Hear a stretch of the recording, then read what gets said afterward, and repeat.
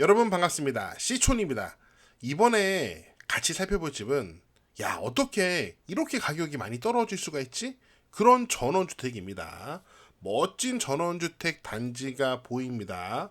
딱 봐도 분양을 하기 위해서 전원주택을 지은 것 같은데 멋지네요. 아주 깔끔하고 여기 있는 집들은 대부분 새 집입니다. 여기가 지역이 어디냐? 여기 현수막을 보니까 가평입니다. 가평. 자, 그런데 집 가격이 감정가 5억. 그런데 현재 최저가는 1억 7천만 원. 거의 3분의 1 토막이 났죠. 진짜 많이 쌉니다. 우리가 이전에 살펴봤던 이 집이 홍천 산골 시골집인데 이 집이 1억 7천이었습니다. 물론 여기는 땅이 700평, 땅이 넓죠. 홍천 산골에 있는 그 시골집도 1억 7천인데 이 가평에 있는 새로 지은 전원주택도 이게 1억 7천만 원이라는 거죠. 와, 진짜 가격이 엄청나게 떨어졌습니다. 지금 이 집에 대출해준 채권자는 미칠 지경입니다. 야, 시촌아, 이 정도면 이거 문제 있는 집이라서 이렇게 떨어진 거 아니냐? 제가 분석을 해보니까 임차인 문제가 없습니다. 이 집에는 아예 살고 있는 사람이 없어요. 임차인도 당연히 없고요. 다른 권리 문제가 있는 거 아니냐? 뒤에서 분석해 보겠지만 권리 문제도 없습니다. 그렇다면 도대체 왜 이렇게 가격이 많이 떨어진 걸까요? 그렇다면 지금부터 저 C촌의 개인적인 시각으로 왜 이 가평에 있는 이 새로 지은 전원주택이 가격이 이렇게 떨어졌는지 한번 제가 분석을 해보도록 하겠습니다. 저의 개인적인 의견이고요. 여러분은 당연히 다른 의견을 가질 수 있습니다. 제가 봤을 때 이런 단점들이 있는데 여러분 눈에는 이게 싸 보이고 괜찮아 보일 수도 있겠죠. 한번 제 생각을 얘기를 해보겠습니다. 첫 번째, 제 생각에는 집은 좋은데 땅이 너무 좁다. 이런 생각이 저는 듭니다. 여기 있는 집들이 대부분 면적이 한 50평 정도 됩니다. 1, 2층 합해서 50평 정도 되는 집이고 건축물 대장을 보니까 철근 콘크리트 구조, 건축물 대장이 있어요. 이미 다 사용 승인도 받은 집들이에요. 사용 승인은 2023년 8월 7일, 거의 새 집이죠. 지어놓은 지 2년 된 집이에요. 집은 괜찮아 보여요. 또 이 철근 콘크리트 구조를 많은 분들이 선호하시잖아요. 집은 좋은데, 집은 넓고 좋은데 지금 이 집들이 앉아있는 땅 면적이 얼마 되지 않습니다. 지금 이 땅 같은 경우는 한 80평 정도 되는 것 같아요. 대부분 여기 전원주택 단지에 있는 집들이 대지 면적이 80에서 100평 정도 됩니다. 자, 이 뒤쪽에 있는 집들, 이 집들은 한 100평 정도 돼요. 그래서 앞에 있는 집보다 약간 여유가 있어 보이죠. 그런데 또 앞에 있는 요 집, 요 맨 뒤에 라인 요 앞에 있는 집들은 한 또 80평, 79평 그렇게 또 땅이 아담해요. 그러니까 집은 잘 지었는데 각각의 집이 갖고 있는 땅이 너무 작다. 여러분이라면 어떠세요? 여러분은 집은 큰데 땅은 작은 거. 물론 땅이 작은 게 관리하기 좋을 수는 있습니다. 그런데 제 생각에는 땅이 작아도 너무 작다. 이런 생각이 들어요. 그러다 보니까 자연스럽게 제가 생각하는 두 번째 단점으로 연결이 되는데 옆집과 너무 가깝다. 저는 이 위성 지도를 보면서 느낀 감정은 이거는 좁아! 너무 좁아! 이런 생각이 저는 드는 거예요. 제가 너무 시끄러웠나요? 그나마 제가 보기에는 이 집들은 땅이 100평 정도 되니까 그나마 낫습니다. 딱 봐도 이 단지에서 이 집들이 제일 좋아 보이죠. 방향도 좋고. 그런데 나머지 집들을 보세요. 이 좁은 땅에다가 억지로 집들을 좀 끼워 놓은 느낌이 저는 강하게 듭니다. 제 생각에는 이 집을 지어서 팔려고 했던 그 업자가 너무 욕심을 부린 게 아닌가 하는 생각이 들어요. 특히 여러분 이런 집들 보세요. 이런 집들 보면은 너무 집을 다 끼워 놓았다. 억지로 지었다. 그런 느낌이 들지 않습니까? 너무 답답합니다. 보통 시골에 한번 살아보고 싶다. 나 시골에 있는 집을 한번 사보고 싶어. 이런 생각을 갖는 분들은 도시가 답답한 분들이거든요. 도시가 좋은 분들도 있지만 저 같은 사람은 도시가 답답한 사람은 나 닭장 같은 아파트 너무 싫어. 나 너무 좁아. 이런 생각을 갖는 사람들인데 그런 분들이 전원주택을 구입할 때 또 이렇게 답답한 집을 사겠습니까? 제가 보기에는 이거는 너무 무리했다.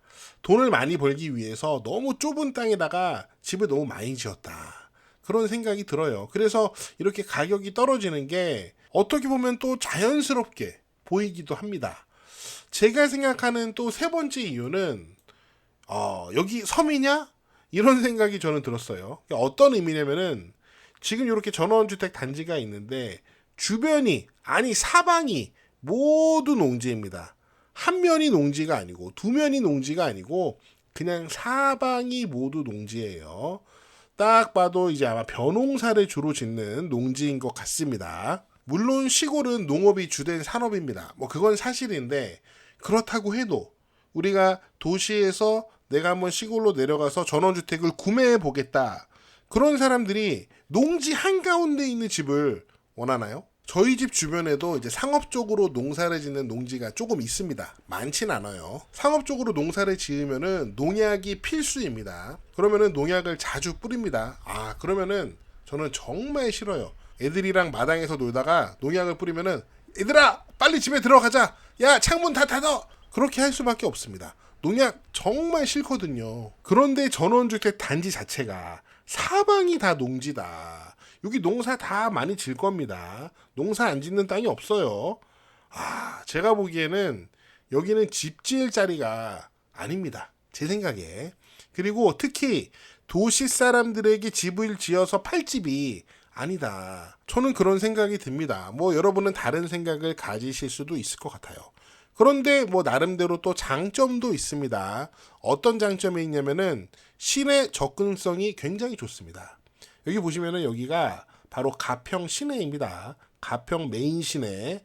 그리고 경매물건이 바로 북쪽에 붙어 있습니다. 시내 접근성은 정말 좋겠죠. 자, 그럼 미쓰고 부동산에서 경매물건을 좀 분석해 보도록 하겠습니다. 자, 시청 구독자님들은 미쓰고 부동산 7일 이용권 누구나 이용할 수 있으니까 관심 있는 분들은 영상 하단에 설명란 참고하시고요. 자, 우선 1억 7천짜리 집을 먼저 보겠습니다. 자, 이게 이제 경매에 포함된 물건들이에요. 요 대지, 그 다음에 여기 마을길, 요거 집은 포함되어 있고요. 이게 1억 7천만 원입니다. 원래 감정가가 5억이었고 현재는 1억 7천만 원 이렇게 되어 있어요. 자, 그 다음에 요 뒤쪽 라인도 보시면은 요 뒤쪽 라인, 자, 집이 하나, 둘, 셋, 넷, 5개, 그리고 요 마을길까지 포함해서 자, 집 5개가 현재 7억 2천만 원입니다. 7억 2천만 원. 집 하나가 아니고 집 5개가요. 원래 이 집 5개가 감정가가 20억이었습니다. 하지만 현재 7억 1천만 원, 7억 1,500만 원 이렇게 가격이 폭락을 해버렸어요. 경매 과정을 통해서 돈을 받아야 되는 채권자도 미칠 지경입니다. 그래서 현재 이 경매, 요 뒷집들, 큰 집들, 요 5개짜리요. 이 경매 사건은 채권자가 매각기일 추정 신청서를 제출했습니다. 매각기일을 나중에 다시 정해 주십시오. 좀 미루겠습니다. 이렇게 신청을 해서 현재 이 경매물건은 변경 상태예요. 그리고 이 경매물건은 현재 유치권 신고도 있어서 또 그것 때문에도 더 떨어졌습니다. 하지만 여기 1억 7천짜리 집은 권리 문제가 전혀 없어요. 임차인도 없고 유치권도 없고 그렇다고 해서 등기상에 또 다른 권리 문제도 없습니다. 제가 보기에는 이 집은 또 이 마을에 또 한가운데 딱 처박혀 있잖아요. 좁은데. 그래서 좀 많이 떨어진 게 아닌가 싶어요. 그래서 5억에서 1억 7천으로 떨어졌으니까 나는 한번 전원주택 싸게 사보겠다. 그런 분들한테는 기회가 될 수도 있을 것 같습니다.